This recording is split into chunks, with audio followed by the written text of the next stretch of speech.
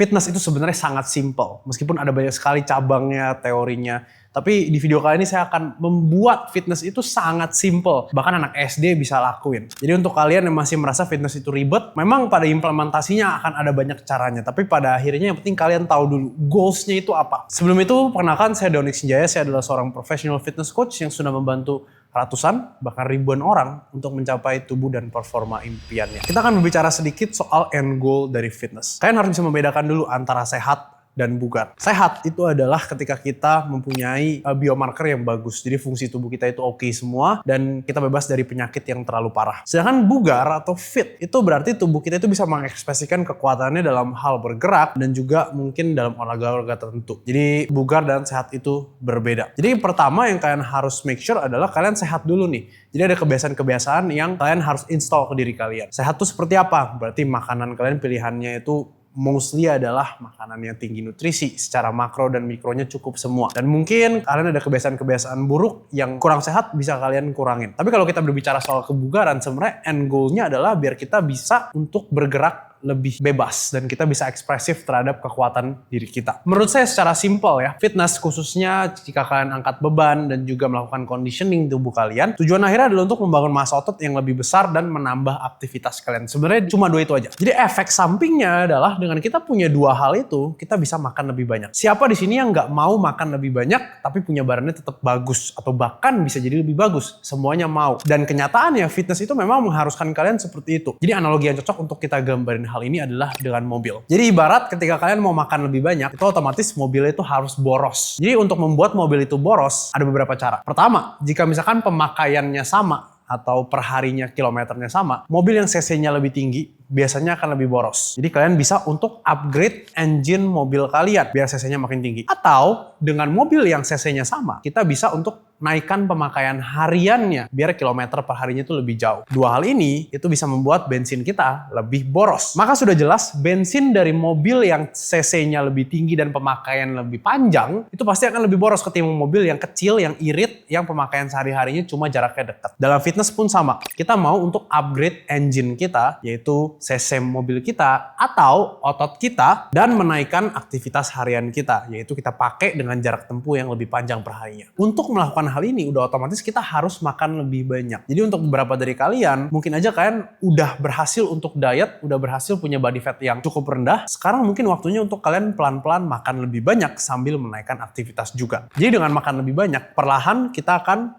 bisa olahraga lebih intens. Dengan olahraga lebih intens, kita juga bisa membakar kalori yang lebih banyak. Jadi kayak ibarat kejar-kejaran antara pengeluaran energi kalian dan pemasukan energi kalian. Hasil akhirnya apa? Hasil akhirnya berat badan kalian akan cenderung mirip atau sama dan mudah untuk dikontrol. Jadi kalau misalkan kita bisa nih untuk gambarin persamaannya, maka total calories burn atau kalori yang keluar itu sama dengan resting engine ditambah active engine ditambah digestion tax. Jadi kira-kira kalau kita analogikan resting engine ini adalah ketika kita istirahat, kita nggak ngapa-ngapain, itu kita membakar kalori. Jadi ingat ya, kita punya fungsi tubuh yang harus disupport dengan kalori. Dengan otot yang lebih besar, maka resting engine kita itu akan lebih boros. Sedangkan untuk active engine itu adalah aktivitas harian kita. Semakin banyak kita pakai, maka semakin boros pula bensin kita. Dan kalian harus hitung juga, kalau misalkan kita melakukan kegiatan yang sama, orang yang dengan otot yang lebih besar itu cenderung akan membakar kalori lebih banyak karena mesinnya sendiri lebih besar. Sedangkan digestion tax ini mungkin kita bisa bilang sebagai TEF atau thermic effect on food. Thermic effect on food itu apa? Jadi ketika kalian makan, kalian itu juga membutuhkan kalori untuk mencerna makanannya. Jadi dengan 3 tadi, itu kita menyusun sebuah calories out kita. Sekarang pertanyaannya,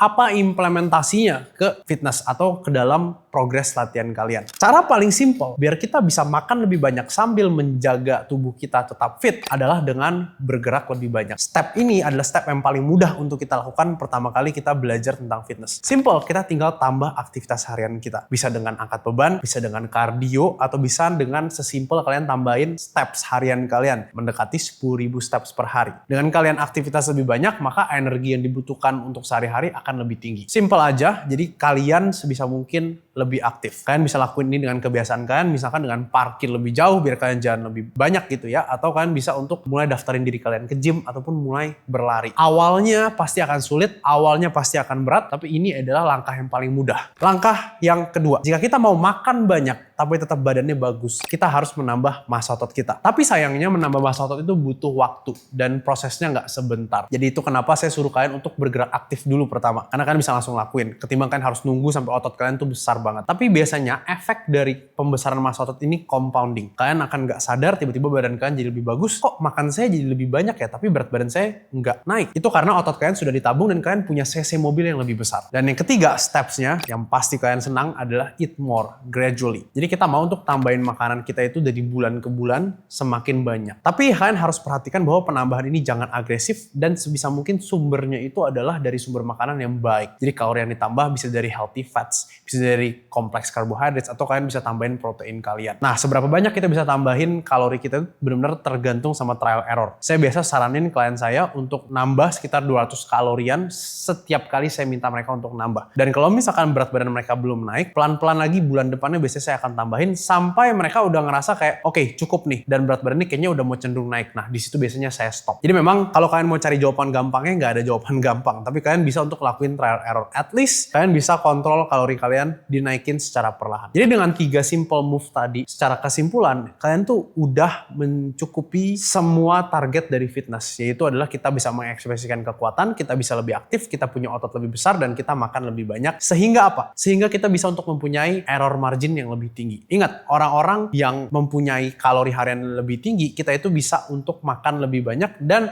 kalau kita salah makannya, tanda kutip, biar ketika kita misalkan lagi makannya kotor, kita nggak akan terlalu takut. Karena kalau kalian lihat atlet-atlet yang memang aktif sekali, makanannya mau ngomong harus banyak. Nah, itu adalah goals kita. Dengan kalian ikutin step saya tadi, kalian hidupnya jadi makin fit, kalian jadi nggak takut makan, dan kalian akan lebih happy secara overall. Jadi kalian implementasikan apa yang saya tadi kasih. Akhir kata, saya Doni Senjaya. Sampai jumpa di video selanjutnya.